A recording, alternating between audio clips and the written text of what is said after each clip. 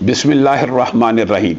نازل کر تو عیسیٰ کو یا بھیج ہدایہ مہدی کو، دیکھ دجال آزاد ہوئے اور پھولوں کے کیا حال ہوئے۔ معزز سامعین گرامی قدر، آج پوری دنیا کا، امت مسلمہ کا ہر فرد دل گرفتہ ہے، پریشان ہے، بے چین ہے۔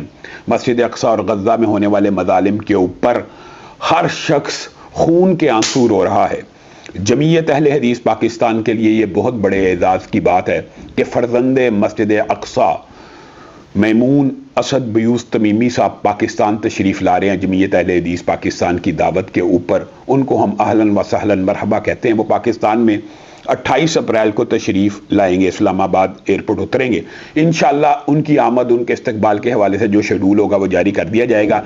انشاءاللہ سب سے پہلا جو بڑا پروگرام ان کا منعقد کیا جائے گا وہ یکم مئی کو لاہور کے اندر قومی فلسطین کانفرنس اور ان کی زیر قیادت اقصی واک ہوگی۔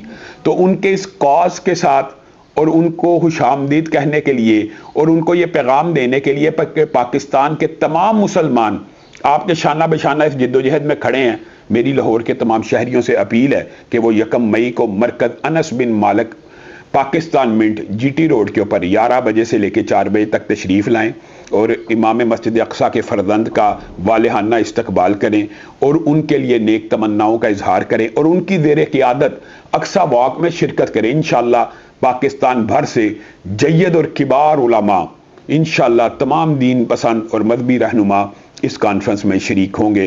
والسلام علیکم ورحمۃ اللہ وبرکاتہ۔